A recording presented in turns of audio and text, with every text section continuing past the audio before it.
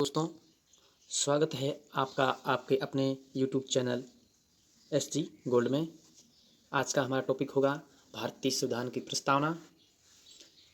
हम भारत के लोग भारत को एक संपूर्ण प्रभुत्व संपन्न समाजवादी पंथ निरपेक्ष लोकतांत्रिक गणराज्य बनाने के लिए तथा उसके समस्त नागरिकों को सामाजिक आर्थिक राजनीतिक न्याय विचार अभिव्यक्ति विश्वास धर्म और उपासना की स्वतंत्रता प्रतिष्ठा और अवसर की क्षमता प्राप्त करने के लिए तथा अखंडता सुनिश्चित करने वाली बंधुता बढ़ाने के लिए दृढ़ संकल्प होकर अपने इस संविधान की सभा में आज तारीख 26 नवंबर 1949 को एतत् द्वारा इस संविधान को अंगीकृत अधिनियमित और आत्मसमर्पित करते हैं।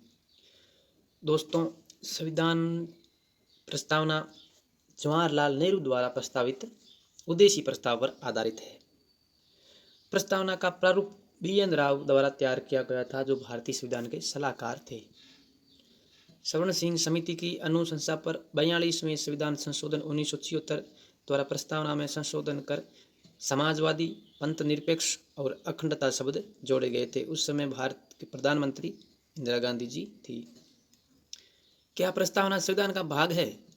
बेरूबारीवाद 1960 में कहा गया कि प्रस्तावना संविधान का भाग नहीं है।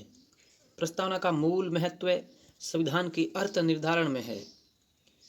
गोलकनाथ बनाम पंजाब राज्यवाद में 1967 में कहा गया प्रस्तावना संविधान का अभिन्न अंग है, अभिन्न भाग है।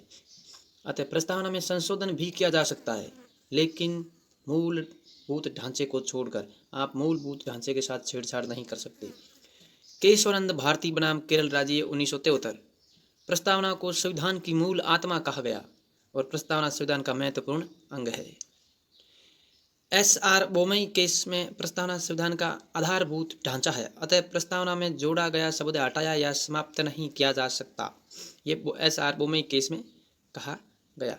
अब प्रस्तावना में जो शब्द है उनके अर्थ, जैसे संप्रभुता प्रभुत्व संपन्न, अर्थात इसका अर्थ हुआ कि आंतरिक मामलों में जब कानून बनाने के लिए और विदेश नीति का निर्धारण करने में भारत स्वतंत्र है, आत्मनिर्भर है। समाजवाद, भारतीय समाजवाद लोकतांत्रिक समाजवाद है, जिसका उद्देश्य गरीबी बीमारी उपेक्षा अवसर की समानता को समाप्त करना और मिश्रित अर्थव्यवस्था को स्वीकार करता है।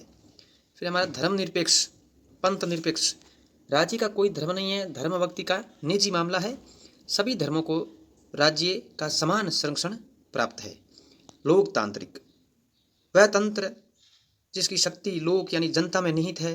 भारत में लोकतंत्र को व्यापक रूप से अपनाया गया है, जैसे सामाजिक लोकतंत्र, आर्थिक लोकतंत्र और राजनीतिक लोकतंत्र की भावना शामिल है। फिर हमारा गणतंत्र अर्थात राष्ट्र का जो प्रमुख होता है, माने तो राष्ट्रपति, वह वंशानुगत न होकर प्रत्यक्ष या अप्रत्यक्ष रूप से चुना जाता है। फिर हमारा न्याय, तो 3 प्रकार का न्याय प्रदान किया गया है प्रस्तावना में, सामाजिक न्याय, आर्थिक न्याय और राजनीतिक न्याय। स्वतंत्रता, प्रस्तावना में 5 प्रकार की स्वतंत्रता प्रदान की गई है, विचार अभिव्यक्ति विश्वास धर्म या आस्था और उपासना। फिर हमारा अगला शब्द है समता, तो प्रतिष्ठा और अवसर की समता प्रदान की गई है। बंधुत्व यानी भाईचारे की भावना, मैं की भावना नहीं, हम की भावना, व्यक्ति की गरिमा आत्मसम्मान, राष्ट्र की एकता सामाजिक और राष्ट्र की अखंडता भौगोलिक।